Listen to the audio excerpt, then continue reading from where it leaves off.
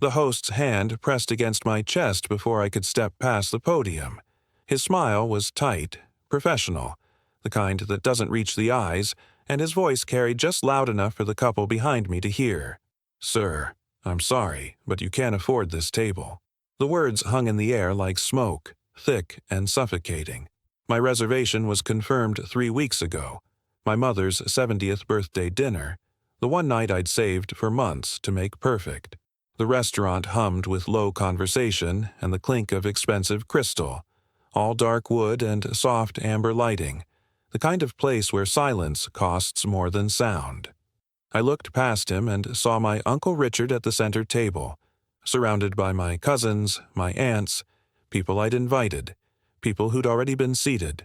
Richard caught my eye and turned away, his hand raising a glass of wine that probably cost what I made in a day. My name is Terrence, and this is my revenge story. But before we continue, don't forget to subscribe, like, and leave a comment with the city you're watching from. It really helps me bring you more stories. The host's fingers tapped something on his screen, and I knew what was coming before he said it. "Your card was declined earlier when we ran the pre-authorization. We called the number on file and someone, your uncle, I believe, explained the situation." My jaw tightened. I hadn't given them permission to call anyone. Richard must have added himself as a contact when he helped me make the reservation. His way of keeping control, always keeping control.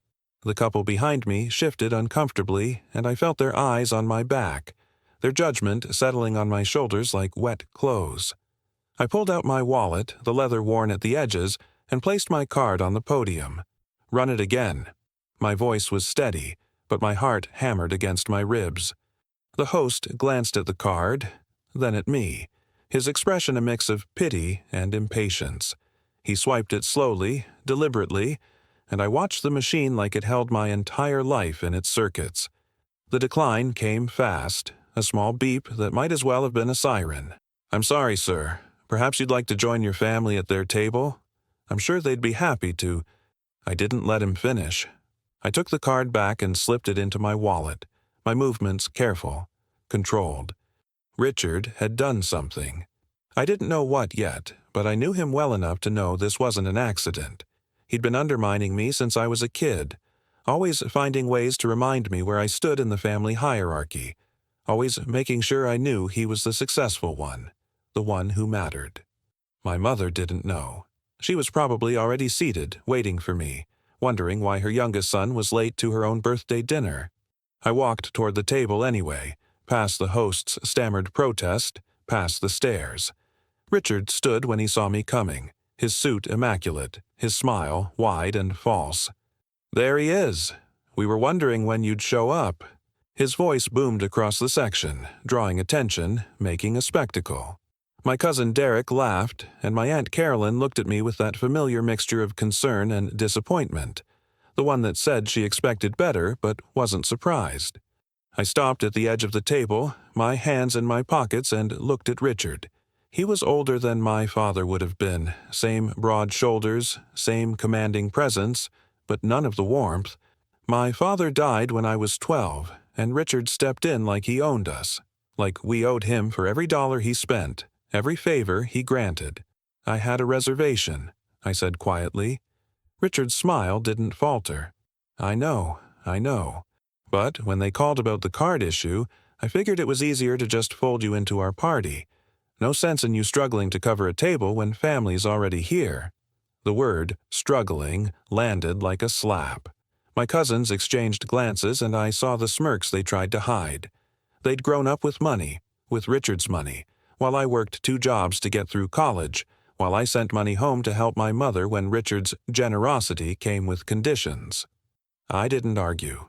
I didn't make a scene. I pulled out the chair next to my mother and sat down, kissing her cheek, wishing her a happy birthday in a voice that betrayed nothing. She squeezed my hand, her eyes soft with love and something else. Something that looked like apology. The dinner was long, painful, a performance I had to endure.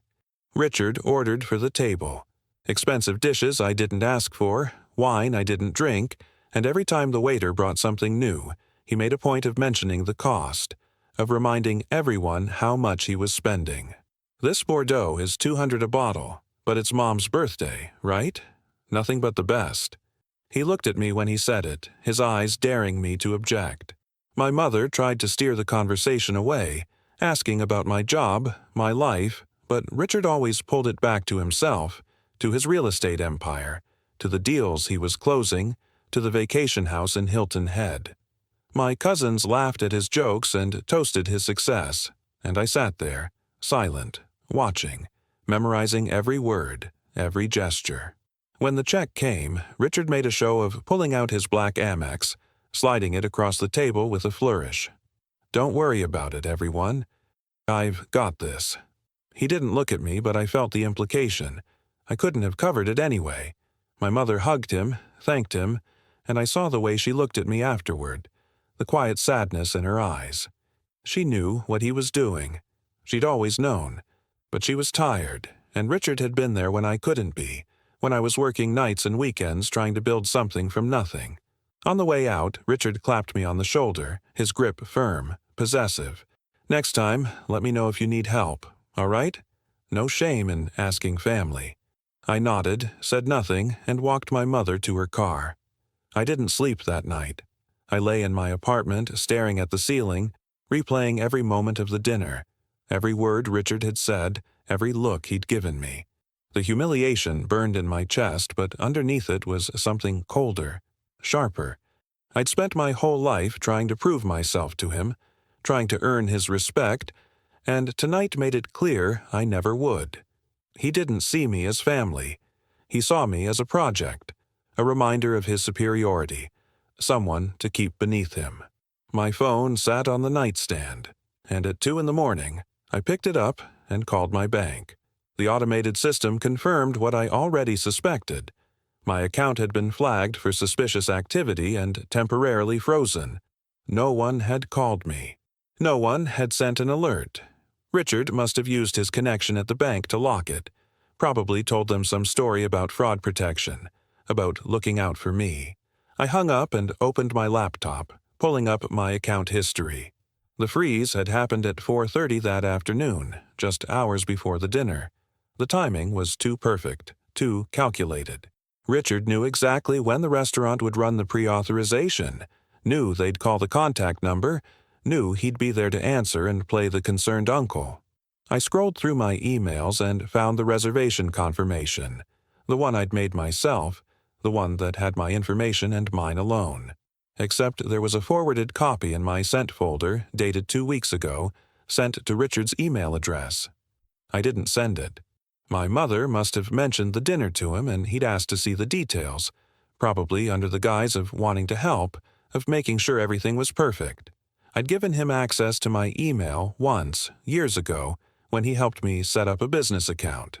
He'd kept the password. The next morning, I went to the bank in person. The manager, a soft-spoken woman named Patricia, listened to my explanation with professional sympathy and checked her system. I see the flag was placed by Richard Daniels. He identified himself as your financial advisor and expressed concerns about unusual spending patterns. She looked at me over her reading glasses.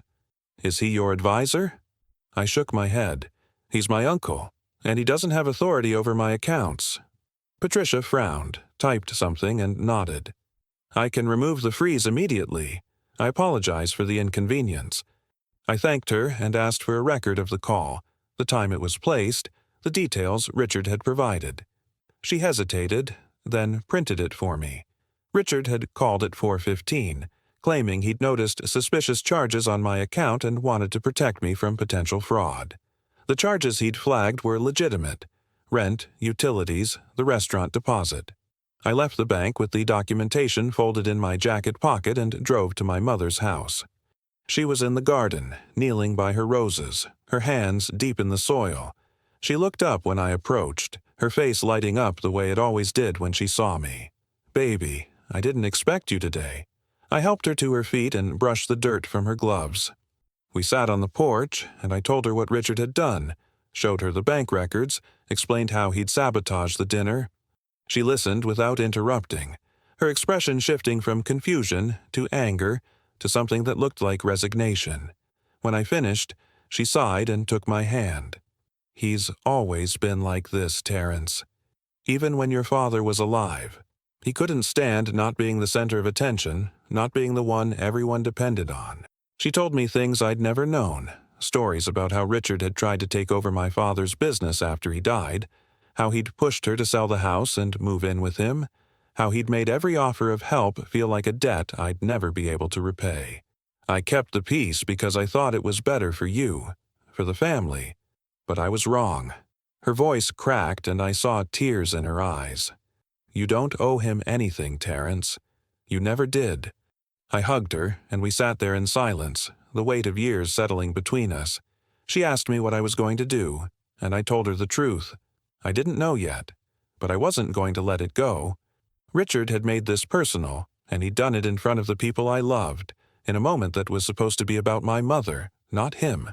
That afternoon, I started digging.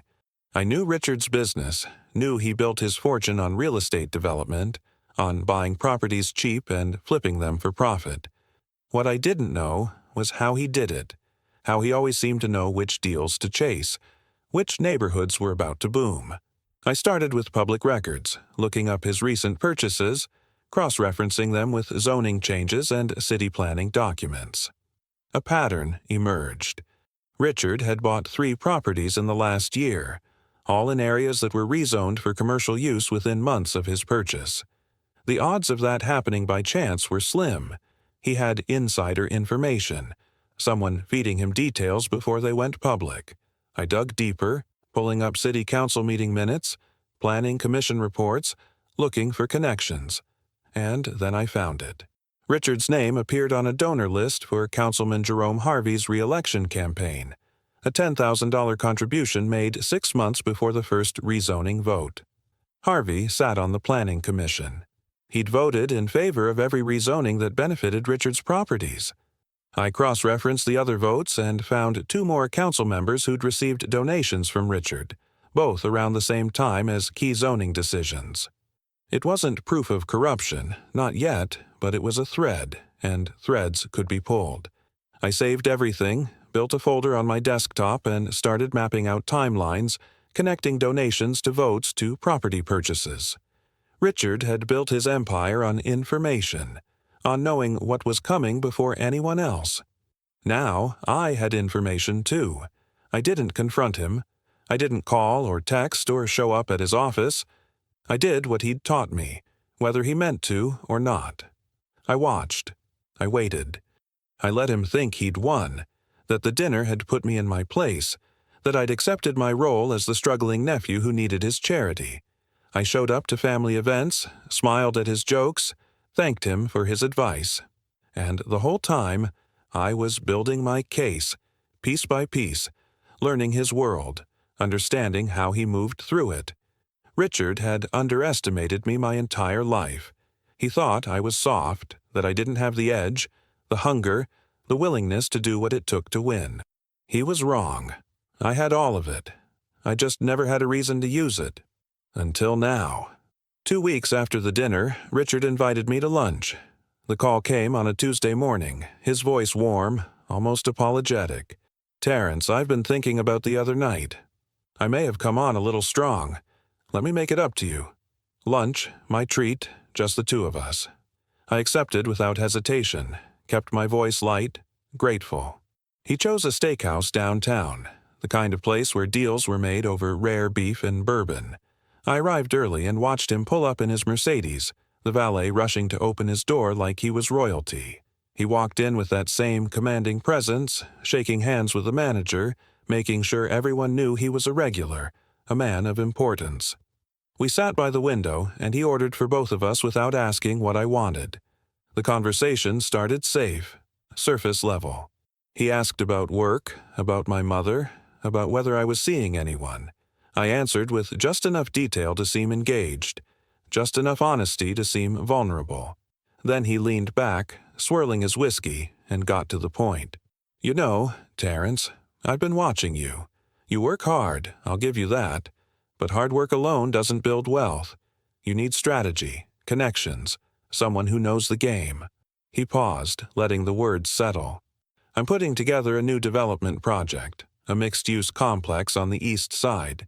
I could use someone I trust to help manage it. There'd be a salary, benefits, a real opportunity to learn the business from the inside.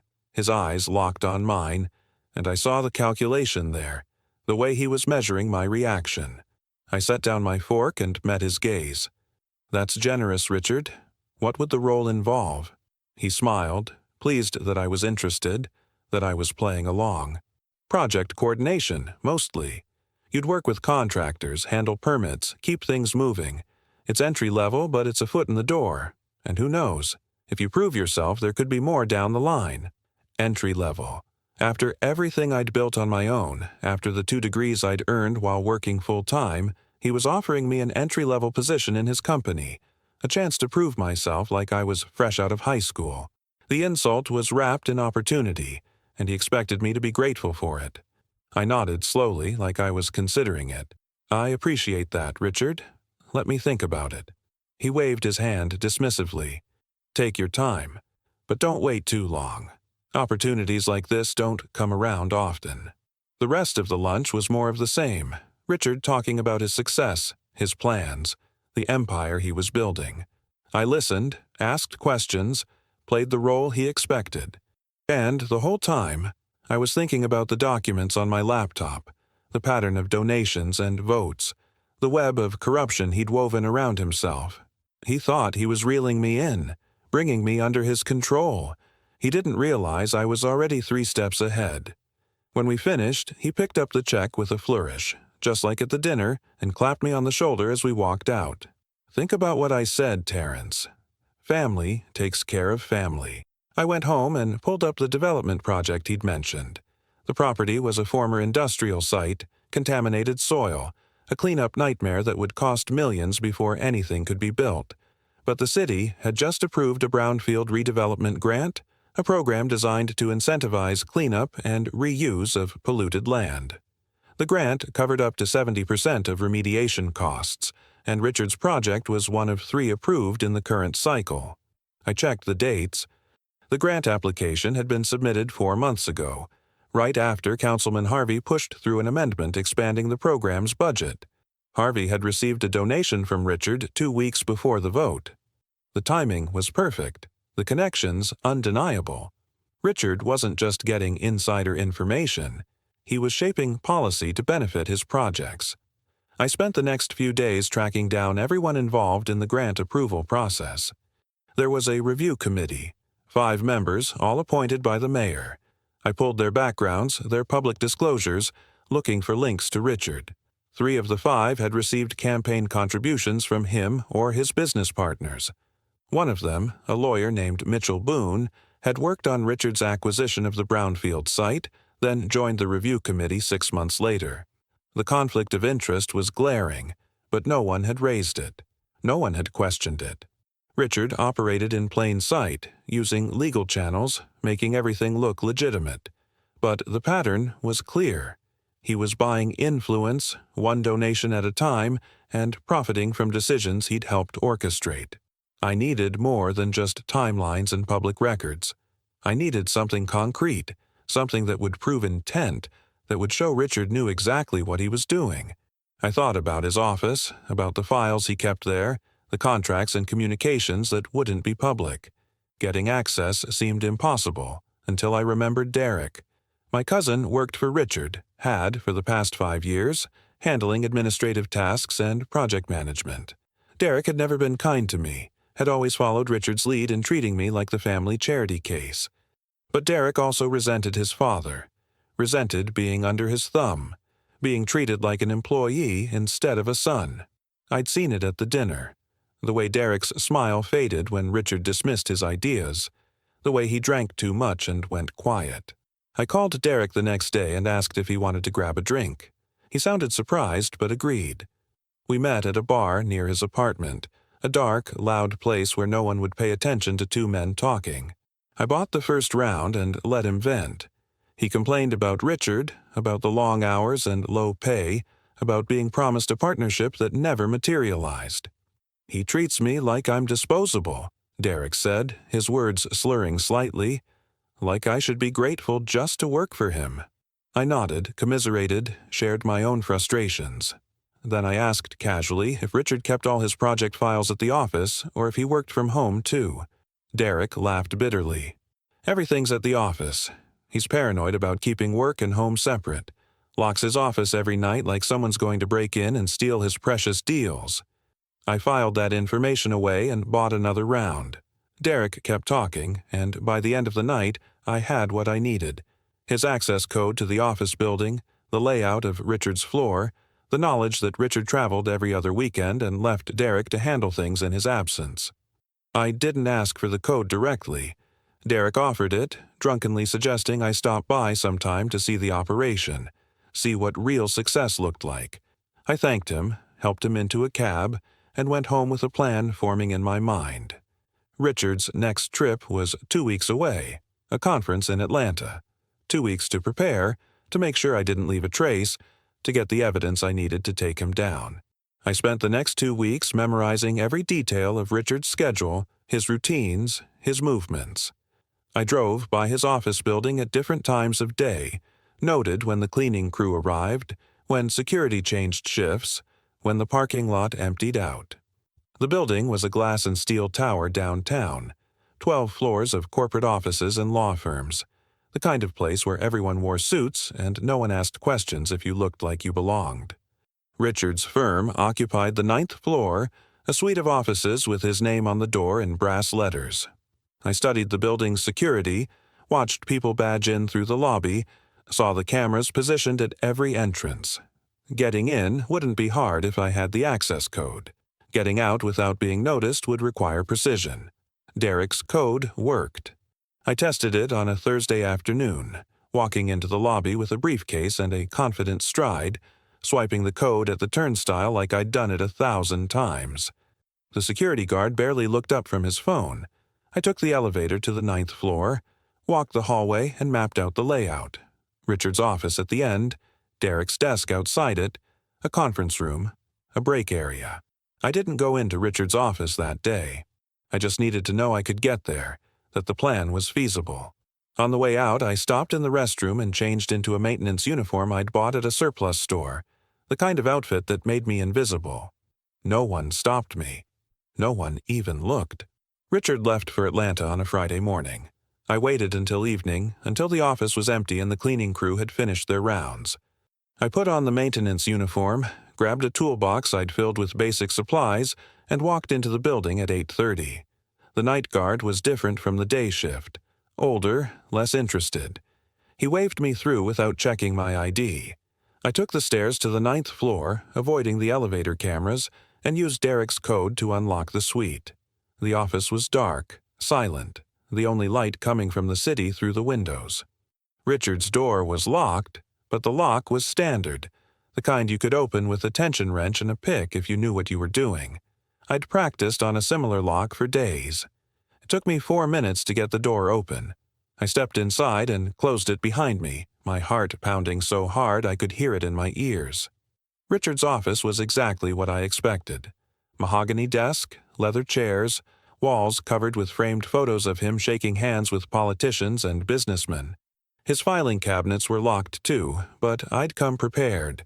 I worked through them methodically, pulling files, photographing documents with my phone, looking for anything that connected donations to votes, deals to insider information. I found correspondence with Councilman Harvey, emails discussing zoning changes before they were public, schedules of meetings that didn't appear on any official calendar. I found contracts with Mitchell Boone that predated his appointment to the Grant Review Committee, language that suggested Boone would be rewarded for his assistance. There was more. Invoices for consulting fees paid to shell companies that traced back to other council members, records of property purchases made through LLCs designed to obscure Richard's involvement, spreadsheets tracking the timing of donations and legislative votes with a precision that left no doubt about intent. Richard had built a machine, a system for turning political influence into profit, and he'd documented every piece of it. I photographed everything, hundreds of pages, making sure each image was clear, legible. I worked for 2 hours, moving quietly, listening for any sound outside the office. At 10:30, I heard footsteps in the hallway. I froze, my hand on a file drawer, barely breathing. The footsteps passed, fading toward the elevator. I waited 5 minutes, then finished and put everything back exactly as I'd found it. Leaving was harder than entering. The guard was more alert at night, watching the monitors, checking the feeds. I took the stairs again, exited through a side door that led to the parking garage, and walked 3 blocks before changing back into street clothes in a gas station restroom. I drove home in silence, the phone full of evidence sitting in my pocket like a live grenade. I didn't feel victorious. I felt sick, my hands shaking from adrenaline and the weight of what I'd just done. I'd crossed a line, broken laws, become someone I didn't recognize, but I also knew I couldn't stop now. Richard had built his empire on corruption, and I had the proof. The question was what to do with it. I couldn't go to the police. Richard had connections, lawyers, people who owed him favors. Any criminal case would take years, and he'd tied up in legal motions and backroom deals until it disappeared. I needed something faster, more direct, something that would destroy his reputation and his business in one move.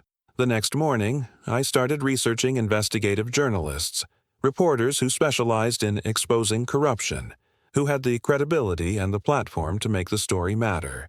I found a name, Angela Price, a reporter for the city's largest newspaper, someone who'd broken stories about City Hall before, who had a reputation for being thorough and relentless.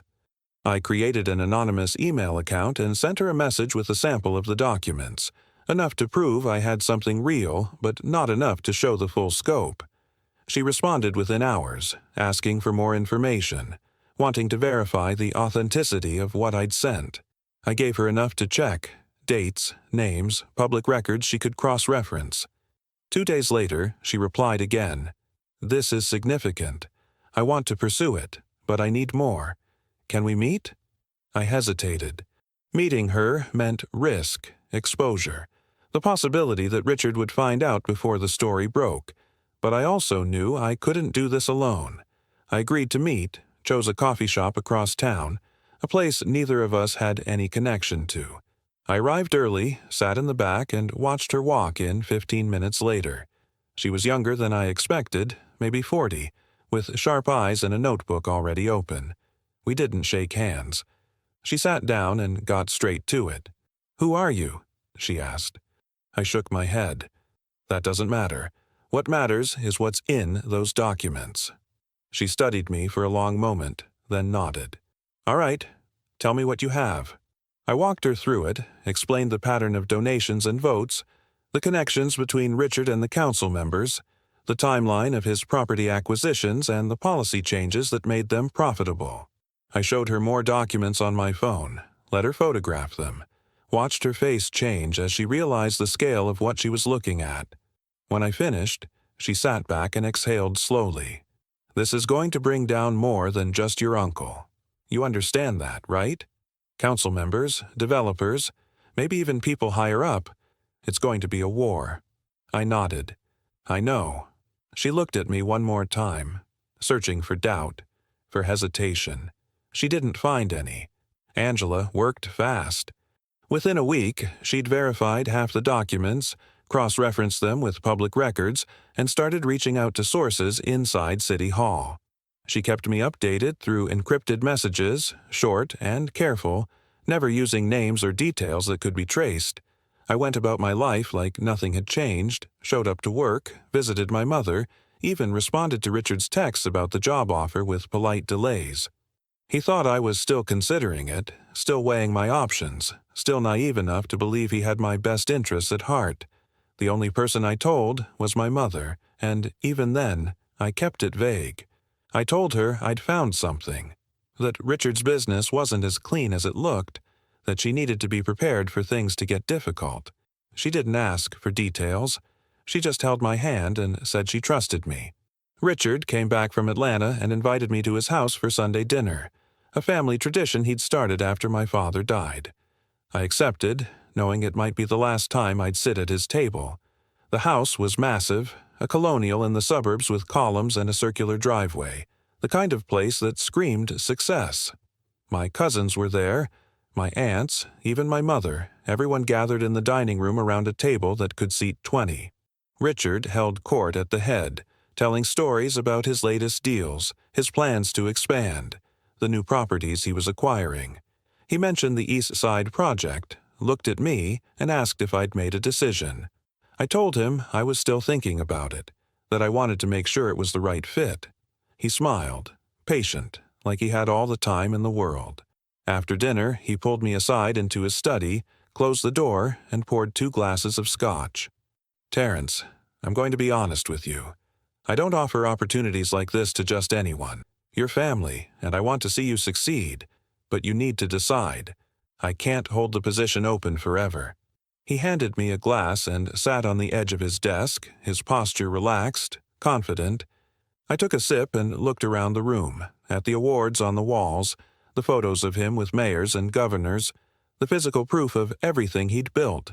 I thought about Angela, about the story that was coming, about the fact that all of this, the house, the success, the respect, was built on lies and stolen opportunities. I set the glass down and met his eyes. "I appreciate it, Richard. I really do. But I think I need to stay on my own path for now." His smile faltered just for a second, and I saw something flash in his eyes.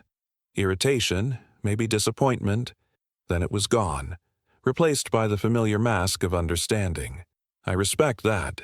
But don't wait too long, Terence. The world doesn't stand still for people who hesitate." He clapped me on the shoulder and walked me back to the dining room, and I knew that in his mind, I'd just confirmed everything he believed about me. I was too cautious, too afraid to take risks, too soft to succeed in his world. He'd never see me as a threat. That was his biggest mistake. The story broke 3 weeks later on a Tuesday morning. The headline ran across the front page of the newspaper and every major news site in the city. "City councilman accused of trading votes for developer donations. Exclusive investigation reveals pattern of corruption." Angela's byline was at the top, and the article laid out everything. Richard's donations, the zoning votes, the timeline of his property purchases, the shell companies and the payments to Boone and the others. She'd included statements from anonymous sources inside City Hall, people who'd seen the corruption but hadn't spoken up, people who were now willing to go on record. The article didn't name Richard directly in the first paragraphs, but by the 3rd page, his name was everywhere, tied to every deal, every vote, every piece of the machine. My phone started buzzing within an hour. Texts from cousins, from aunts, from people asking if I'd seen the news, if I knew what was happening. I didn't respond. I sat at my kitchen table and read the article again, every word, every detail, making sure Angela had gotten it right. She had. The evidence was airtight, the narrative clear. Richard had used his wealth to buy political influence, and he'd profited from it for years. The article called for investigations, for accountability, for a full review of every development project he'd been involved in. By noon, the mayor had issued a statement promising a thorough inquiry. By evening, 3 council members had announced their resignations, including Harvey. Richard's name was trending on social media, and not in the way he was used to. I didn't hear from him until the next day. The call came at 6 in the morning, his voice tight, furious. "Did you see this?" I answered calmly, told him I had. "Do you have any idea what this is going to do to the family? To your mother?" I stayed quiet, let him vent. He ranted about the reporter, about enemies trying to bring him down, about how none of it was true, how it was all a misunderstanding. He never once considered that I might be involved, that I might have been the one to give Angela the documents.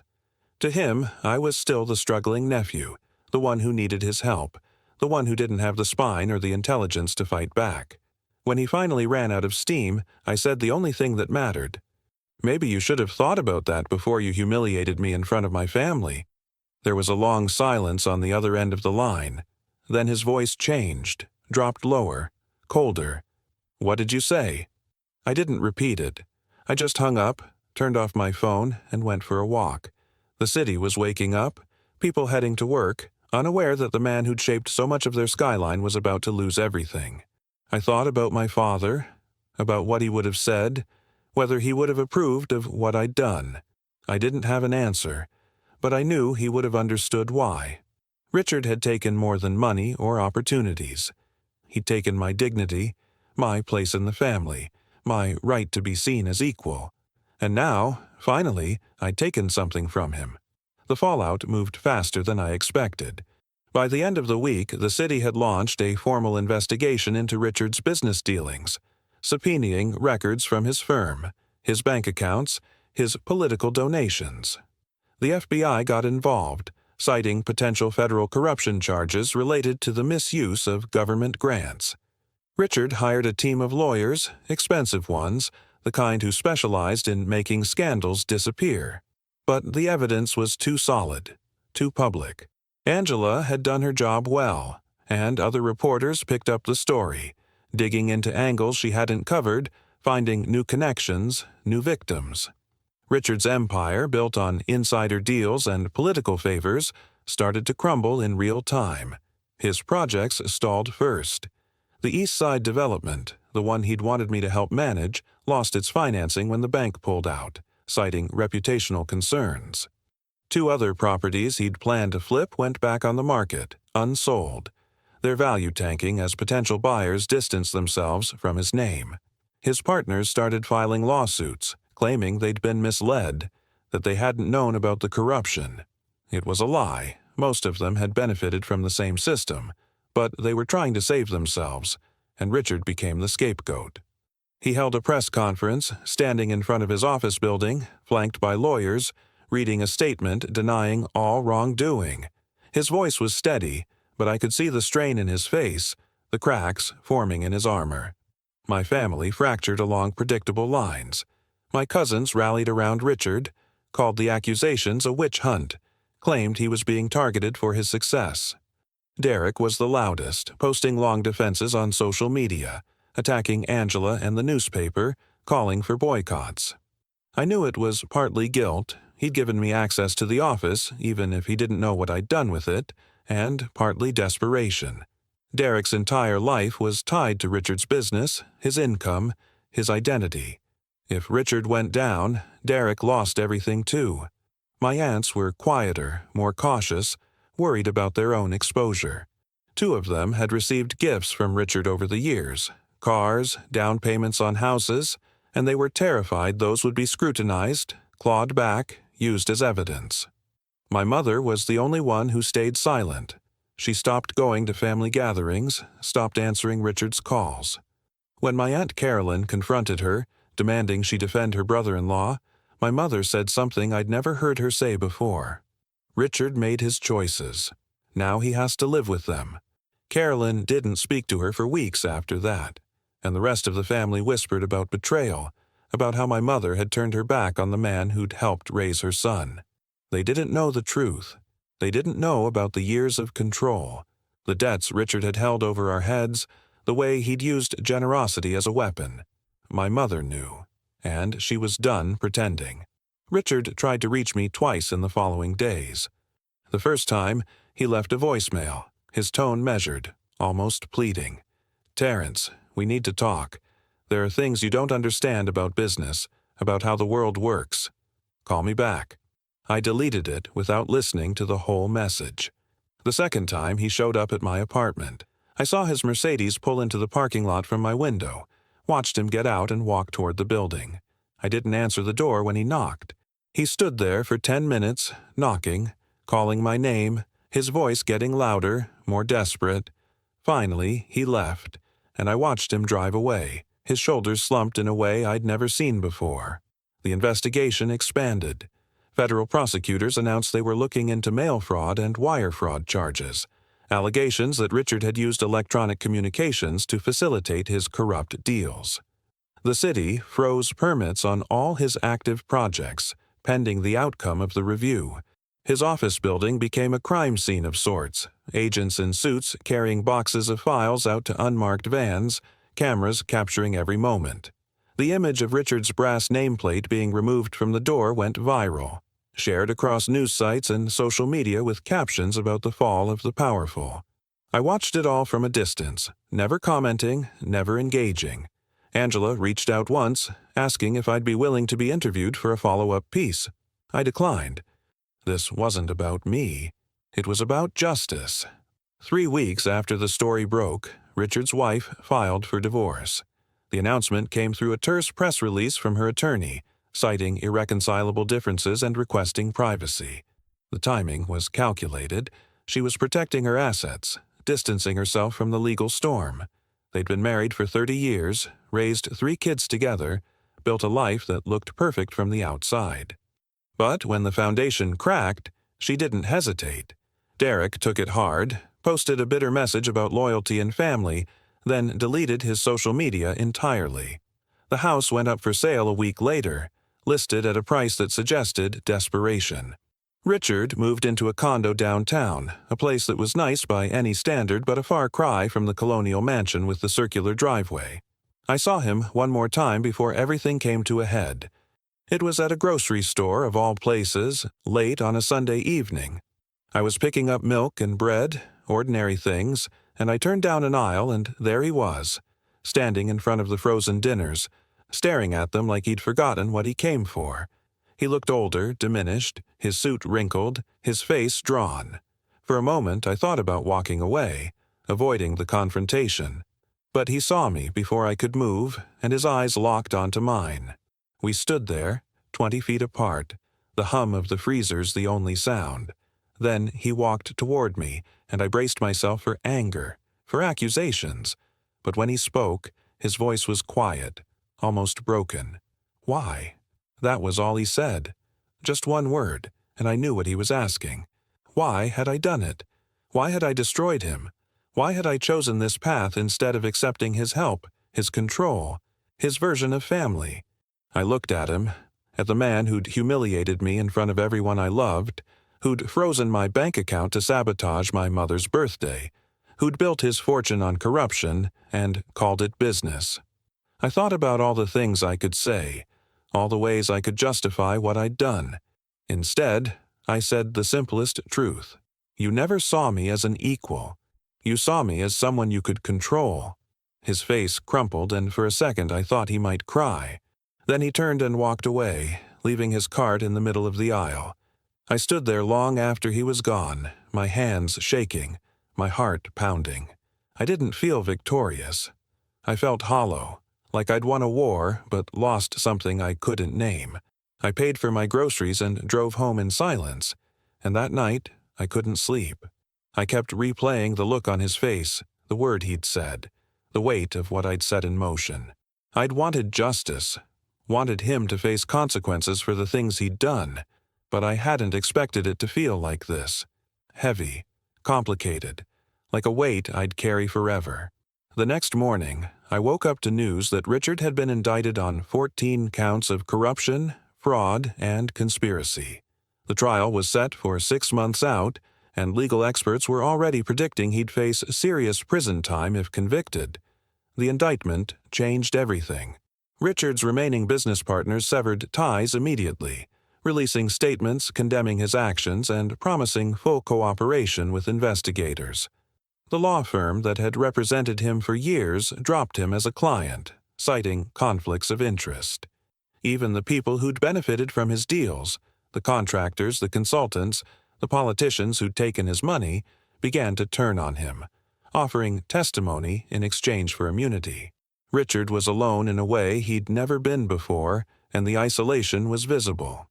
I heard from my cousin Tanya that he'd stopped eating, that he barely left his condo, that his lawyers were worried about his mental state. I didn't feel sympathy. Every time I thought about softening, about reaching out, I remembered the dinner, the host's hand on my chest, the words, "You can't afford this table," spoken loud enough for everyone to hear. I remembered Richard's smile when he'd explained how he'd folded me into his party, how he'd made my mother's birthday about his generosity instead of her life.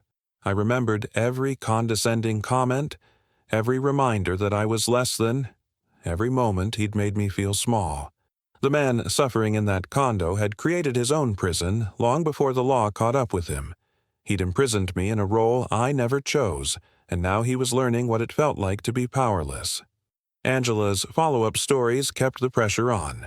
She uncovered more connections, more deals, more evidence of a system designed to benefit Richard and his allies at the expense of the public. One article detailed how a community center project had been delayed for years because Richard had lobbied against it. He owned property nearby and didn't want the increased foot traffic affecting his plans to build luxury condos. Another exposed how he'd used shell companies to buy properties from the city at below-market rates, then flipped them for massive profits. Each story made him look worse, more calculating, more willing to harm his own community for personal gain. The public outrage grew, and with it, the calls for maximum penalties. My mother asked me once if I regretted it. We were sitting on her porch drinking sweet tea, watching the sunset. She didn't ask directly. She just said, "This must be hard for you, seeing the family fall apart like this." I thought about lying, about telling her I was fine, that I'd made my peace with it, but she deserved the truth. "It is hard," I said, "but it was harder living under his thumb, pretending I was grateful for scraps." She nodded, reached over, and squeezed my hand. "Your father would have been proud of you. He never trusted Richard either." That was the first time she'd said it out loud, and it hit me harder than I expected. My father had known. He'd seen through Richard, and he'd died before he could protect me from him. The trial date approached, and Richard's legal team filed motion after motion, trying to delay, trying to get evidence thrown out, trying to find any angle that might save him. The judge denied most of them, and the few that were granted only bought him weeks, not months. The prosecution's case was airtight. They had documents, emails, testimony from people who'd worked with Richard, recordings of conversations where he'd discussed the deals in terms that left no room for interpretation. His lawyers shifted strategies, stopped denying the corruption, and started arguing that Richard had been following common practices, that everyone in the industry operated this way, that he was being singled out unfairly. It was a desperate argument, and no one believed it. I kept working, kept living my life, but everything felt different now. People at my job had seen the news, made the connection between my last name and Richard's, and they treated me with a strange mixture of respect and caution. Some asked if I was related, and I told them the truth. He was my uncle, and I hadn't spoken to him in months. A few colleagues told me they admired my integrity, that it took courage to stand apart from family when they were corrupt. I didn't correct them, didn't tell them I'd been the one to expose him. That secret was mine to carry, mine and Angela's, and neither of us would ever speak it. She'd protected her source, even under pressure from other journalists and Richard's lawyers. I owed her for that. Derek showed up at my apartment one night unannounced, his face red with anger and alcohol. He pounded on the door until I opened it, then shoved past me into the living room. "You did this," he said, his voice slurred but certain. "I don't know how, but I know it was you." I didn't deny it. I just looked at him, waiting. He stumbled toward me, his fists clenched, and for a moment I thought he might swing, but he didn't.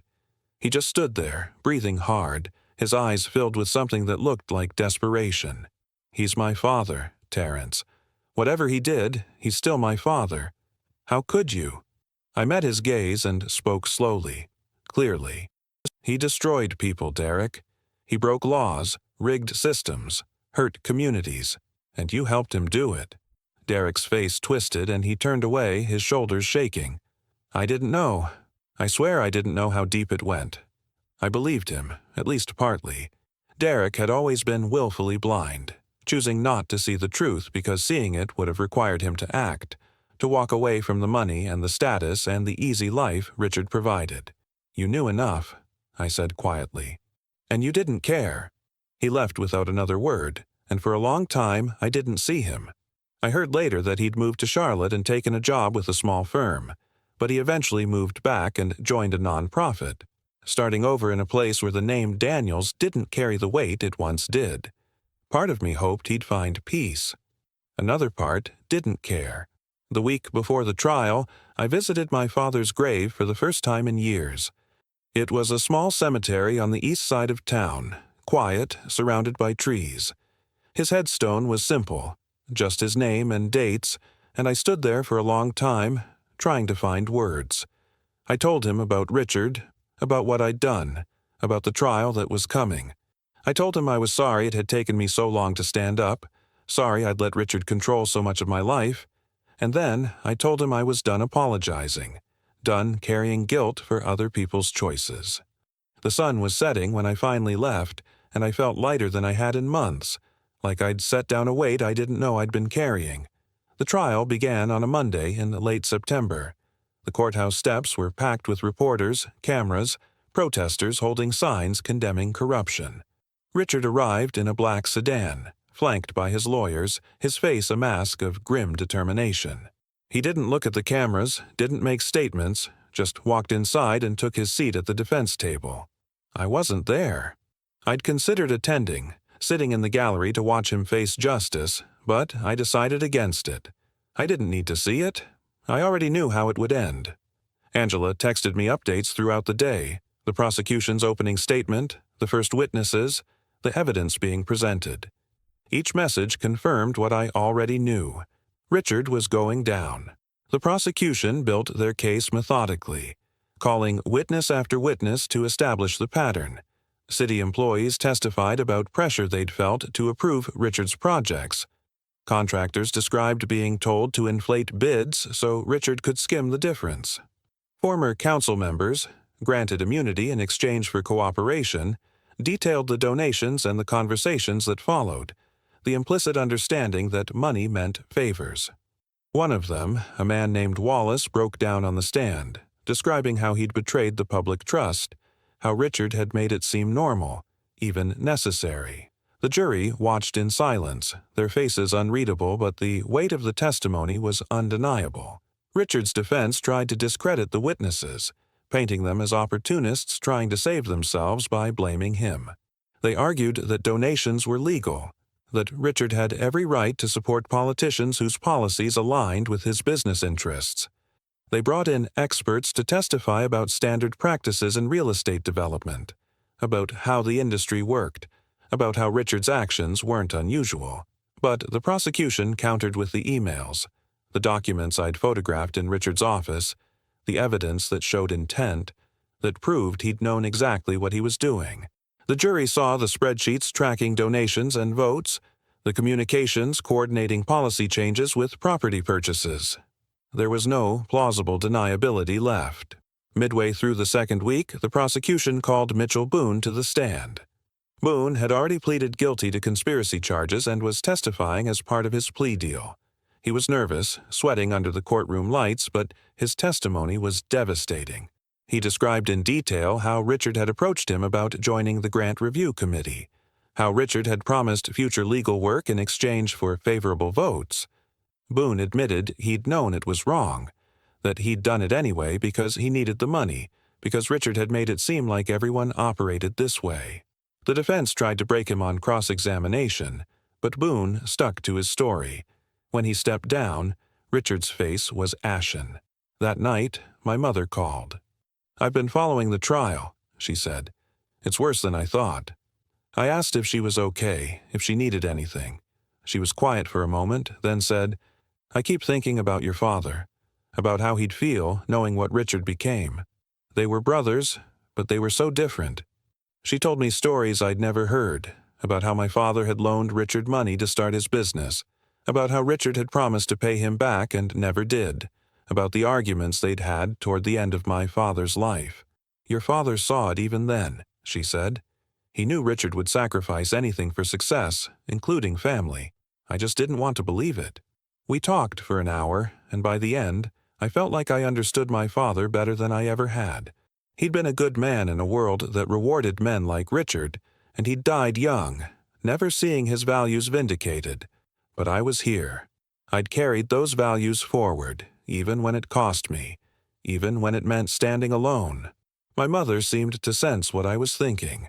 "You're more like him than you know," she said, "and I'm proud of you for that." After we hung up, I sat in the dark for a long time, feeling the weight of her words, the connection to a father I'd lost too soon, the knowledge that I'd honored his memory in the only way that mattered. The third week of the trial brought Richard's last stand. His lawyers put him on the stand, a risky move, but one born of desperation. They needed the jury to see him as human, as someone who'd made mistakes but wasn't a criminal. Richard wore a navy suit, his hair grayed at the temples, his posture humble. He spoke about his childhood, about growing up poor, about building his business from nothing. He talked about wanting to give back to the community, about the jobs his projects created, the neighborhoods he'd revitalized. He admitted he'd made errors in judgment, that he should have been more careful about the appearance of impropriety, but he insisted he'd never intended to break the law. The prosecution's cross-examination destroyed him. The lead prosecutor, a woman named Denise Crawford, walked Richard through the documents one by one, forcing him to explain each donation, each email, each coordinated policy change. She asked him why he'd used shell companies if everything was legal. She asked him why he'd met with council members privately, off the record, if he had nothing to hide. She asked him about the spreadsheet tracking votes and donations, about whether that was standard business practice. Richard stumbled, contradicted himself, grew defensive. By the time Crawford finished, his credibility was shredded. The jury had seen him for what he was, a man who'd built an empire on corruption and was now lying to save himself. Closing arguments came the next day. The prosecution's closing was powerful, a summary of all the evidence, all the testimony, all the proof that Richard had knowingly and deliberately corrupted the political process for personal gain. Crawford spoke about the public trust, about the people who'd been harmed by Richard's greed, about the neighborhoods that had been neglected because their projects didn't benefit him. She looked at the jury and said, "This is about accountability." Richard Daniels believed he was above the law, that his wealth and his connections made him untouchable. Your verdict will show him he was wrong. The defense's closing was weaker, a plea for mercy disguised as reasonable doubt, an argument that fell flat in the face of overwhelming evidence. The jury deliberated for 2 days. The verdict came back on a Thursday afternoon. I was at work when Angela texted me. "Guilty on all counts." I read the message 3 times, then set my phone down and stared at my computer screen without seeing it. Guilty. 14 counts of corruption, fraud, and conspiracy. Maximum penalties on the table. Richard's empire was finished, and so was he. I felt a rush of emotions, relief, satisfaction, a strange emptiness that I couldn't quite name. I'd spent months planning this, executing it, watching it unfold. Now it was over, and I didn't know what to feel. I left work early, told my supervisor I wasn't feeling well, and drove to the waterfront. I sat on a bench overlooking the river and watched the sun set. The news coverage was immediate and relentless. Every station ran the story, showing footage of Richard's face as the verdict was read, the way his shoulders slumped, the way his lawyers tried to maintain composure. Legal analysts discussed the sentencing guidelines, predicting Richard would face 10 to 15 years in federal prison. Business reporters tallied the financial damage, properties foreclosed, partnerships dissolved, a legacy reduced to a cautionary tale. Social media erupted with reactions, most celebrating the conviction, some expressing sympathy for his family. I read through the comments, the hot takes, the think pieces about corruption and privilege. None of them knew the full story. None of them knew about the dinner, about the card that was declined, about the moment that had set everything in motion. My phone rang that evening. It was my mother. "I saw the news," she said. Her voice was steady, but I could hear the emotion underneath. "How are you feeling?" I told her the truth. "I don't know. I thought I'd feel better." She was quiet for a moment, then said something that surprised me. "Justice doesn't always feel the way we expect it to. Sometimes it just feels like the end of something heavy." We talked about what would come next. The sentencing, the family fallout, the process of rebuilding relationships that had been fractured. She told me she'd been getting calls from relatives, people asking if she'd known, if she'd been involved. She told them all the same thing. Richard had made his choices, and now he was facing the consequences. Derek called 2 days later, his voice sober, defeated. "I know we're not on good terms, but I thought you should hear it from me. Dad's sentencing is in 6 weeks. The lawyers are saying he'll probably get 12 years, maybe more." He paused, and I heard him take a breath. I'm not asking you to care. I don't know. I guess I wanted someone in the family to know. I thanked him for telling me, asked if he was okay. He laughed bitterly. I don't have a job. I don't have savings. Mom took everything in the divorce. I'm starting from zero. There was a long silence, and then he said, I get it now. What you must have felt all those years. Being on the outside, watching him succeed while you struggled. I'm sorry I didn't see it before. The apology caught me off guard. Derek had never apologized for anything, had always followed Richard's lead in treating me like I was less than. Hearing him acknowledge it, hearing the defeat in his voice, I felt something shift. You've got time to build something new, I said. Something that's actually yours. He didn't respond right away, and when he did, his voice was thick. Thanks, Terrence. I mean it. We hung up, and I sat with the conversation for a while, thinking about cycles and choices, about how easy it was to follow the wrong path when it looked like success. Derek had lost everything, but maybe, if he was smart, he'd find something worth more in the rebuilding. The sentencing hearing was scheduled for early November. I decided not to attend. I'd done what I needed to do, and watching Richard be sentenced wouldn't change anything. Angela went, though, and she sent me updates throughout the day. The prosecution recommended 15 years, citing the scope of the corruption and Richard's lack of remorse. The defense pleaded for leniency, arguing that Richard had already lost everything: his business, his marriage, his reputation. They brought character witnesses, people who talked about his philanthropy, his contributions to the community. The judge listened impassively, then delivered the sentence.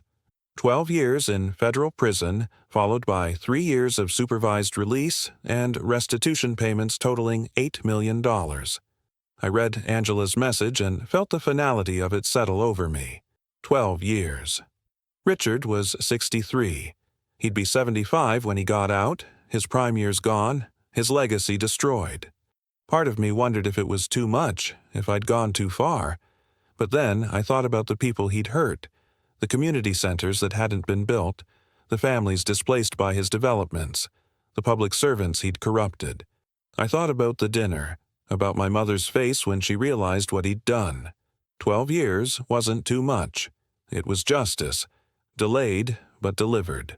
Angela's final message came an hour later. He didn't say anything, just stood there and took it. It's over, Terrence. You won. I didn't feel like I'd won. I felt like I'd survived. The days after the sentencing were quiet, almost anticlimactic. The news cycle moved on to other scandals, other stories. Richard's name faded from the headlines, replaced by the next corrupt politician, the next corporate fraud. My life returned to normal, or as normal as it could be after everything that had happened. I went to work, visited my mother, tried to rebuild the parts of myself that had been consumed by the need for justice. But I was different now. Harder, maybe. More aware of how fragile success could be, how quickly power could turn to ash. One evening, I went through my phone and deleted all the photos I'd taken in Richard's office, all the evidence I'd collected. I didn't need it anymore. The trial was over, the conviction secured, the story told. Keeping the files felt like holding on to the anger, and I was ready to let it go. I emptied the trash folder, watched the files disappear, and felt a weight lift. Angela called a week later, asking if I'd be willing to do one final interview, an anonymous reflection on the case for a year-end investigative piece. I declined. This chapter was closed, and I didn't want to revisit it. Some stories were meant to be lived, not retold. The first Christmas after the trial was strange. My mother hosted a small dinner, just the two of us, and we ate quietly, listening to old gospel records my father had loved. She didn't mention Richard, didn't talk about the family members who'd stopped speaking to us after the conviction. We talked about other things, her garden, my job, the plans she had to travel now that she wasn't tied to family obligations. She seemed lighter, freer, like she'd been carrying a weight for years and had finally set it down. After dinner, she pulled out a box of my father's things, items she'd kept in storage since he died. There were photos, letters, his old watch. She handed me a letter addressed to me, written in my father's handwriting. I opened it with shaking hands. The letter was dated a month before he died, written during one of his hospital stays. He must have known the end was coming. The words were simple, direct, full of love and advice. He wrote about staying true to my values, about not letting the world make me bitter or cruel. He wrote about Richard, about how he worried that his brother would try to control me after he was gone. "Don't let him make you feel small," the letter said. "You're worth more than he'll ever understand. And if he tries to diminish you, remember, you have a choice. You can walk away or you can stand your ground. Either way, I'm proud of you." I read it twice, then folded it carefully and put it in my wallet. My father had seen the future, had tried to prepare me for it, and in a way, I'd honored his words. I'd stood my ground. Work became a refuge. I threw myself into projects, took on more responsibility, proved myself in ways that had nothing to do with family or connections. My boss noticed, promoted me to a senior position with a raise that finally made me feel financially stable. I moved into a better apartment, bought furniture that wasn't secondhand, started building a life that felt like mine. I dated for the first time in years, met a woman named Simone who worked in education, who had no connection to my past, who saw me as I was now, not as the struggling nephew in Richard's shadow. We took it slow, but there was something real there, something worth nurturing. I thought about Richard sometimes, wondered what prison was like for him, whether he'd made peace with what he'd done. I heard through family rumors that he'd been placed in a minimum security facility, that he worked in the library, kept to himself. Derek visited him occasionally, but most of the family had moved on, distanced themselves from the scandal. Richard's ex-wife remarried, a lawyer from Charlotte, and moved to a gated community far from the city. My cousins scattered, finding jobs and lives in other states, running from the name that had once opened doors. The empire Richard had built was gone, absorbed by creditors and government seizures, reduced to nothing. Angela won a National Journalism Award for her coverage of the corruption case. She invited me to the ceremony, and I went, sat in the back, and watched her accept the recognition. In her speech, she talked about the importance of investigative journalism, about holding power accountable, about the sources who risked everything to bring truth to light. She didn't look at me, didn't acknowledge me, but I knew she was talking about us, about what we'd done together. Afterward, we had coffee, and she asked if I had any regrets. I thought about it, really considered it. "No," I said finally. "Richard made his choices. I just made sure he faced the consequences." She nodded, satisfied. That's what justice looks like. My mother's health improved over the following months. The stress that had aged her, that had made her seem fragile and worn, lifted. She laughed more, spent time with friends she'd neglected, started painting again, something she'd loved before my father died. She never asked me directly if I'd been the one to expose Richard, but I think she knew. One afternoon, while we were working in her garden, she said, "You know, your father always believed that the truth had a way of coming out. He used to say that lies could build empires, but they couldn't sustain them." She looked at me, her eyes clear and knowing. "I think he'd be glad the truth came out when it did." I nodded, and we worked in silence, the understanding between us needing no words. I started volunteering at a community center, one of the ones Richard had blocked years ago. It had finally been built after his conviction, funded by a combination of city grants and private donations. I helped with after-school programs, mentored young men who reminded me of myself at that age, smart, ambitious, but unsure of their place in the world. I told them about the importance of integrity, about building something real instead of chasing easy success.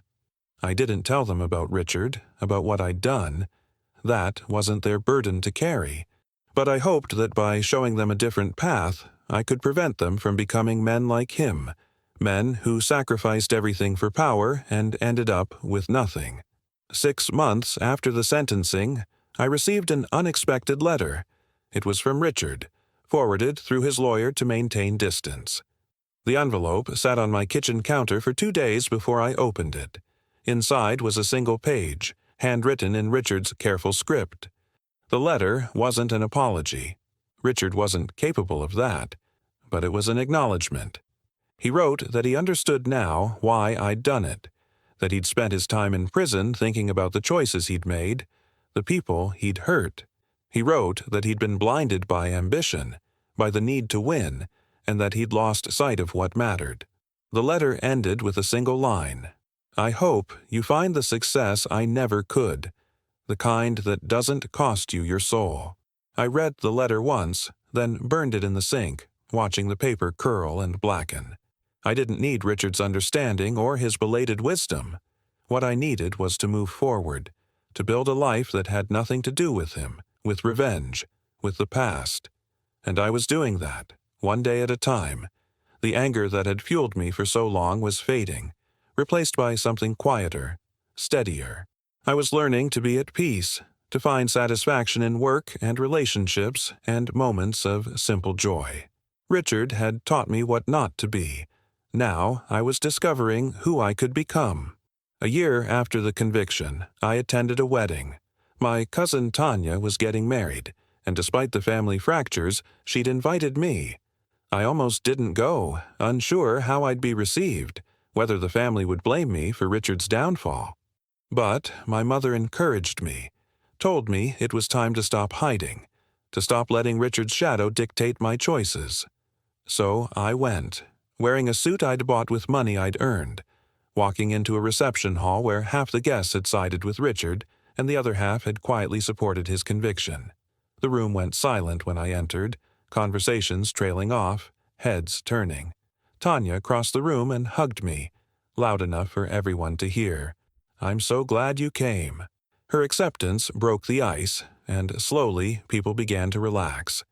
Some relatives approached me, awkward but genuine, saying they understood why the truth had needed to come out, that Richard had been out of control for years.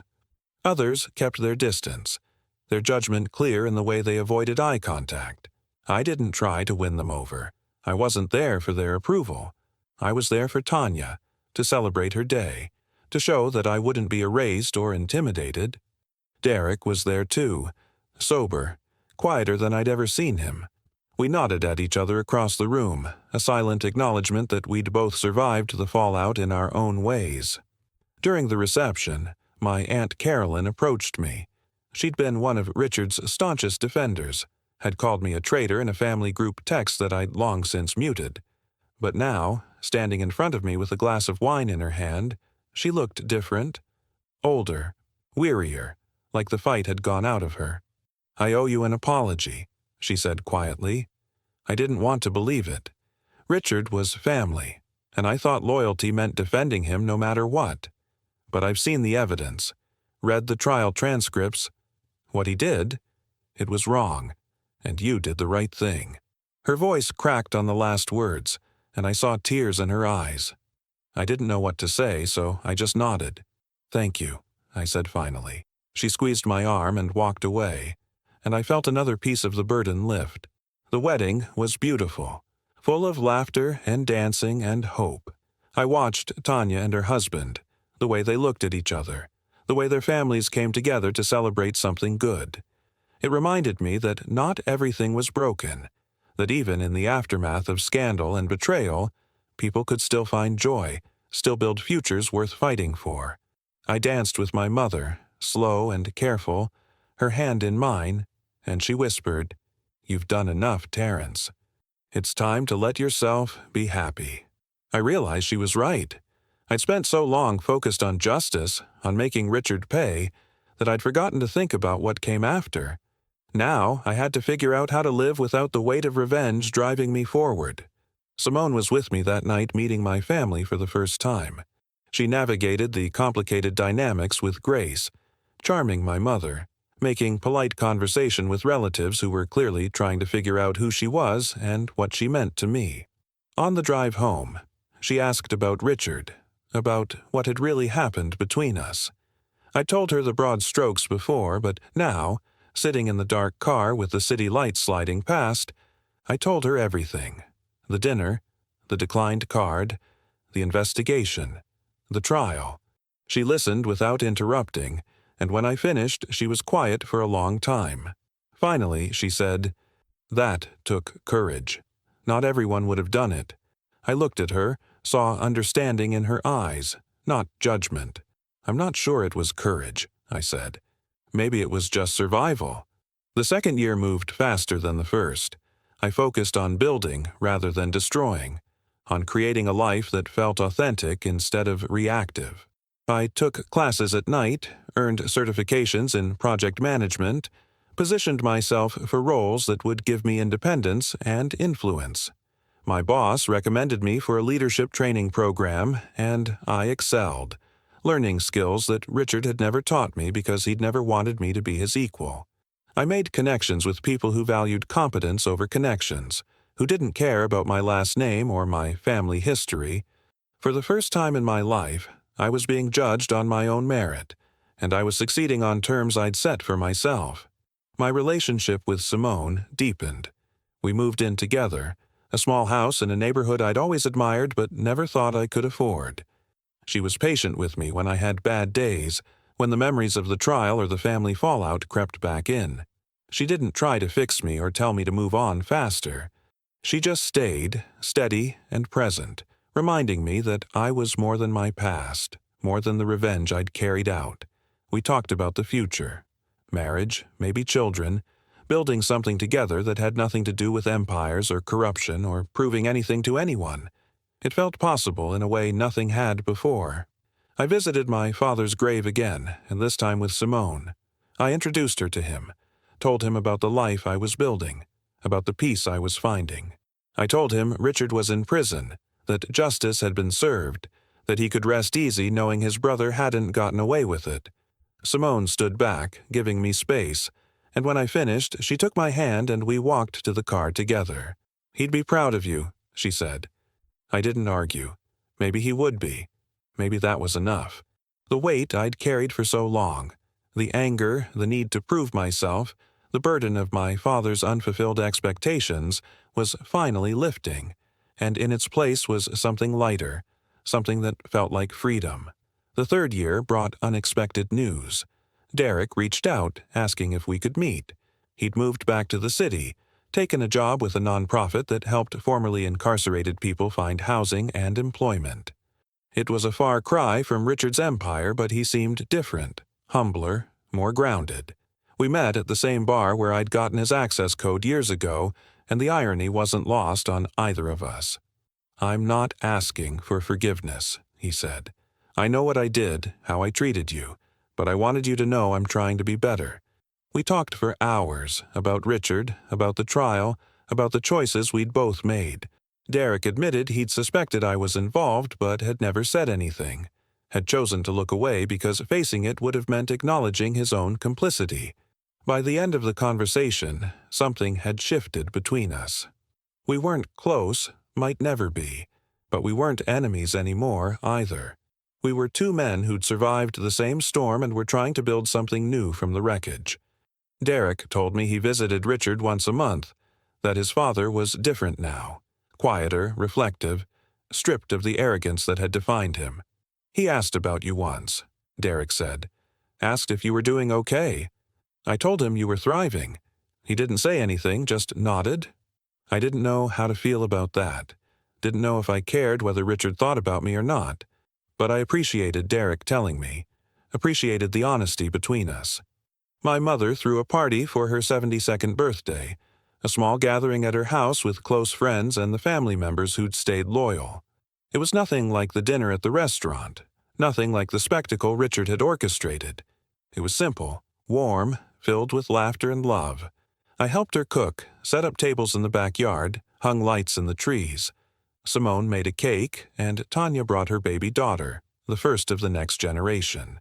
We ate and talked and celebrated, and not once did anyone mention Richard's name. He was a ghost, a chapter closed, no longer holding power over our happiness. When my mother blew out her candles, I saw tears in her eyes, and I knew they were tears of relief, of gratitude that she'd lived to see this, a family healing, a future unfolding. That night, after everyone left, I helped my mother clean up. We worked in comfortable silence, washing dishes, putting away leftovers, folding chairs. "This is what I wanted," she said finally. "Not the fancy restaurant, not Richard's performance. Just this. Family, real family. People who love each other without conditions. I hugged her, and we stood there in the kitchen, holding each other, and I felt the last piece of the puzzle click into place. I'd fought for justice, exposed corruption, brought down an empire. But this quiet moment with my mother in her kitchen, this was what victory actually looked like. Not revenge, not vindication, just peace, and the freedom to be happy. The call came on a Tuesday morning in the 4th year. Derek's name on my screen, early enough that I knew it was serious. "Dad had a heart attack," he said, his voice tight. "He's in the hospital. They don't know if he's going to make it." I stood in my kitchen, phone pressed to my ear, trying to process what I was feeling. Richard was dying. The man who'd controlled so much of my life, who'd humiliated me, who I'd destroyed, he was dying. And I felt nothing. No satisfaction, no sadness, just a hollow absence of emotion. "Are you there?" Derek asked. I told him I was, told him I was sorry, asked if there was anything I could do. He said no, just wanted me to know. I thanked him and hung up. Simone found me standing at the window, staring out at nothing. "What's wrong?" I told her about Richard, about the heart attack. She asked if I wanted to go to the hospital, if I needed to see him. I shook my head. I don't know what I'd say. I don't know if I have anything to say. She put her arms around me and we stood there, and I realized that I'd already said goodbye to Richard years ago in that grocery store aisle when I'd told him he'd never seen me as an equal. Whatever happened to him now, it wasn't my concern. I'd moved on, built a life without him, and his dying didn't change any of that. Richard survived the heart attack but was transferred to a medical facility, his prison sentence effectively overdue to compassionate release provisions. Derek called again a week later to tell me Richard wanted to see me, that he had things he wanted to say before it was too late. I sat with the request for days, talking it through with Simone, with my mother, trying to decide if I owed him that closure or if seeing him would undo the peace I'd worked so hard to find. My mother surprised me with her answer. "Go," she said, "not for him, for you, so you can look him in the eye one last time and know you're free of him." Her words stayed with me, and finally I agreed. The medical facility was a converted nursing home, clean and sterile, filled with the smell of antiseptic and the quiet hum of machines. Richard was in a private room, lying in a hospital bed, diminished in a way I'd never seen. He'd lost weight, his skin pale, his eyes sunken. An oxygen tube ran under his nose and monitors beeped softly beside him. He looked up when I entered, and for a moment neither of us spoke. Then he gestured weakly to a chair beside the bed. "Thank you for coming," he said, his voice hoarse. I sat down but didn't say anything, just waited. If he had something to say, I'd let him say it. But I wasn't going to make it easy. "I've had a lot of time to think," Richard began slowly, "about my life, about the choices I made, about the people I hurt." He paused, struggling for breath. "I built everything on a lie, Terrence. I told myself I was providing for family, creating opportunities, being successful. But the truth is, I was just feeding my ego. I needed to be the most important person in every room, and I sacrificed everything for that. My integrity, my relationships, your respect." His eyes met mine, and I saw something I'd never seen before in Richard's face. Genuine remorse. "I destroyed you that night at the restaurant because seeing you try to do something good, something for your mother, made me feel small, and I couldn't stand it." I listened, my expression neutral, giving him nothing. He continued, his words coming slower now, like each one cost him. "I know you were the one who exposed me. Derek never admitted it, but I figured it out. The timing, the documents, the way you looked at me that day in the grocery store." He coughed, winced. "I was angry at first. Spent months in prison hating you, blaming you for taking everything. But then I realized you didn't take anything. I gave it away, piece by piece, every time I chose power over principle. You just held up a mirror." His hand moved slightly toward me, then fell back to the bed. "I don't expect forgiveness. I don't deserve it. I just wanted you to know that I see it now. I see what I did to you, to your mother, to everyone, and I'm sorry." The apology hung in the air between us, and I felt a strange mixture of emotions: anger, pity, relief, grief for what could have been if Richard had been a different man. I thought about everything that had happened, about the years of humiliation and the moment I decided to fight back. I thought about my father's letter, about staying true to my values even when it cost me, and I thought about the life I'd built, the peace I'd found, the future I was creating with Simone. Richard's apology didn't change the past, but maybe it freed me from needing to carry the anger anymore. "I appreciate you saying that," I said finally, my voice even. "But I didn't do it for an apology. I did it because it was right." Richard nodded, tears sliding down his cheeks. "You're a better man than I ever was, than I ever could be." We sat in silence for a few more minutes, and then I stood. "I hope you find some peace, Richard. I really do." He looked up at me, his eyes filled with regret and something that might have been gratitude. "I hope you already have," he said. I walked out of that room and didn't look back. In the parking lot, I called Simone and told her I was coming home. "How do you feel?" she asked. I thought about it, really searched for the answer. "Light," I said. "I feel light." And I did. The weight of Richard, of revenge, of unfinished business. It was gone, left behind in that sterile room with a dying man and his regrets. Richard died 3 weeks later. Derek called to let me know, to tell me the funeral would be small, family only, and that I was welcome if I wanted to come. I thanked him, but declined. I'd said my goodbye. I didn't need to stand over a casket and pretend to mourn a man I'd already let go of. My mother attended, more out of respect for the past than any love for Richard. When she came back, she told me it had been sad and quiet, that few people had shown up, that Richard's ex-wife had sent flowers but hadn't come herself. "He died alone," my mother said. "Not physically, but in every way that mattered. He pushed everyone away, and at the end, there was no one left." She looked at me with fierce pride. "Don't ever become that, Terrence. Don't ever let success make you forget what matters." I promised her I wouldn't, and I meant it. That night, Simone and I sat on our porch, watching the stars, talking about the future. She told me she was pregnant, that we were going to have a baby, that everything was about to change in the best possible way. I held her and felt joy, pure and uncomplicated, fill me up. I was going to be a father. I was going to have a chance to do it right, to raise a child with love and integrity, to show them what my father had tried to show me, that success meant nothing if you lost yourself getting there. Richard was dead, his empire was dust, and I was here, alive, building something real. That was the final victory. Not revenge, not justice, just life, moving forward, carrying me toward something better. 6 months after Richard's death, I received a package in the mail. No return address, just my name typed on a label. Inside was a small wooden box, the kind used for keepsakes, and a note in Derek's handwriting. "Dad asked me to give this to you after he passed. Said you'd understand what it meant." I opened the box carefully. Inside was my father's watch, the one I'd seen in the photos, the one Richard had claimed was lost after my father died. He'd had it all along, kept it hidden.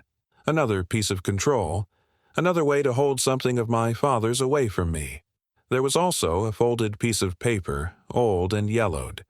I unfolded it and saw my father's handwriting, a letter to Richard, written before he died, telling him to take care of me and my mother, to be the brother my father had always believed he could be. I sat with the watch and the letter for a long time, running my thumb over the worn leather strap, reading my father's words to a man who'd ignored them. Richard had kept these things close, carried the weight of my father's trust even as he betrayed it. Maybe in giving them to me now, he'd been trying to make one last amends, to return something he'd stolen. Or maybe he'd just wanted me to know he'd thought about it, that somewhere beneath the corruption and the ego, he'd felt the weight of what he'd done. I put the watch on my wrist. It fit perfectly, like it had been waiting for me. And, in a way, it had. My father's legacy wasn't Richard's empire or the wealth he'd accumulated. It was this: integrity, love, the belief that being a good man mattered more than being a powerful one. Simone and I prepared for our daughter's arrival. We painted the nursery, assembled furniture, read books about parenting, and talked late into the night about the kind of parents we wanted to be. I told her stories about my father, about the values he'd tried to instill, about how I wanted to pass those same values to our child. She told me about her own father, a teacher who'd worked 2 jobs to send her to college, who'd died of cancer when she was 25. We were both carrying forward legacies, trying to honor people who'd loved us, trying to build something that would outlast us. Our daughter would never know Richard, would never be touched by his corruption or his cruelty. She'd grow up knowing her grandfather through stories, through the watch I'd wear every day, through the principles I'd live by. My mother was there when our daughter was born, holding Simone's hand through the labor, crying when the baby came into the world.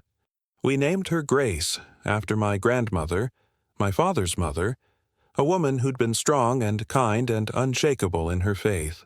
My mother held Grace and whispered prayers over her, blessings for a life free from the burdens we'd carried. I watched them together, 3 generations connected by love and survival and the determination to be better, and I felt something settle deep in my chest. This was what I'd been fighting for all along. Not revenge, not justice, but this moment right here. The freedom to love without fear, to build without corruption, to pass something good and true to the next generation. Work continued to go well. I was promoted to director level, managing a team of 15, overseeing projects worth millions.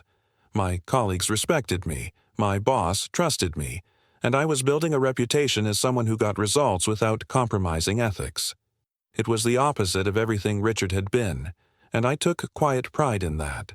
I mentored young professionals, especially young black men who reminded me of myself, who were trying to navigate systems that weren't built for them, trying to succeed without selling their souls. I told them the truth, that it was harder, that it took longer, that they'd face people who'd try to use them or diminish them. But I also told them it was worth it, that integrity was the only foundation that lasted. The community center I'd been volunteering at asked me to join their board of directors. I accepted, honored to be part of something that served the neighborhood Richard had tried to exploit. We worked on programs for youth, for job training, for family support services. Every meeting, every decision, every dollar we spent, I thought about the contrast. This was what power should look like, used not for personal gain, but for collective good. The kids I mentored didn't know about Richard, didn't know about the trial or the revenge or the empire that had fallen. They just knew me as Mr. Daniels, the guy who showed up every week, who listened to their problems, who believed in them when no one else did. That was the legacy I was building, one relationship at a time. Derek and I found an unlikely friendship in the aftermath. He'd moved back and joined a nonprofit, worked his way up to program director, and dedicated himself to helping people rebuild after incarceration. We met for lunch every few months, talked about our lives, our work, the ways we'd both changed. He told me once that working with formerly incarcerated people had taught him empathy, had shown him what his father's corruption had really cost. Not just money or political capital, but human potential, community trust, the fabric of society.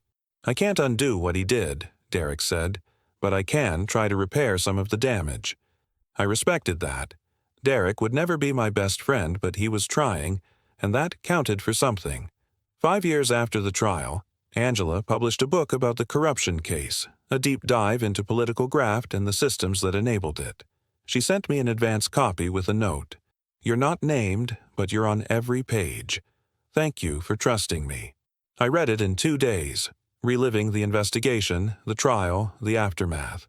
She'd captured it all: the mechanics of corruption, the human cost, the slow, grinding wheels of justice. The book became a bestseller, was taught in journalism schools, sparked reform efforts in cities across the country. Richard's fall had become a case study, a warning, a reminder that accountability was possible. I didn't need credit for it. Seeing the impact was enough. The story had outgrown me, had become bigger than revenge or family drama. It had become about something that mattered. On Grace's 5th birthday, we threw a party in our backyard. Friends, family, neighbors, children running through the grass with balloons and laughter. My mother sat in a lawn chair, watching it all with a smile that hadn't faded in years. Simone was pregnant again, our son due in 3 months, and life felt full in a way I'd never imagined possible. I watched Grace open presents, her joy uncomplicated and pure, and I thought about the dinner 5 years ago, about the host who'd told me I couldn't afford the table. He'd been right, in a way. I couldn't afford it, not his version of success, built on humiliation and hierarchy. But I'd found something better. I'd found a table of my own, one where everyone was welcome, where love was the currency, where success was measured in moments like this. That evening, after the party ended and Grace was asleep, I sat on the porch with my father's watch in my hand. I thought about everything that had happened, the humiliation, the investigation, the trial, Richard's death, the life I'd built from the ashes. I thought about revenge and justice and whether there was really a difference. I'd set out to destroy Richard to make him pay for what he'd done, and I'd succeeded. But somewhere along the way, the revenge had transformed into something else. Not punishment for its own sake, but a clearing away of corruption so something better could grow. I'd torn down an empire, yes. But I'd also built a life, and in the end, that was the real victory. I put the watch back on my wrist, feeling its familiar weight, carrying my father with me the way I always had. Simone came outside and sat beside me, took my hand. "What are you thinking about?" she asked. I looked at her, at the house behind us filled with love and laughter, at the life we'd created together. "I'm thinking about how far we've come," I said, "and how much further we're going to go." She smiled and leaned her head on my shoulder, and we sat there in the quiet darkness. Two people who'd survived their own storms and found each other on the other side. The past was behind me. The future was ahead. And for the first time in my life, I was exactly where I was supposed to be. Now, I want to hear from you. What would you have done in Terrence's place? Leave your comment, like this video, and don't forget to subscribe. And if you want another powerful story, click on the video appearing to your left.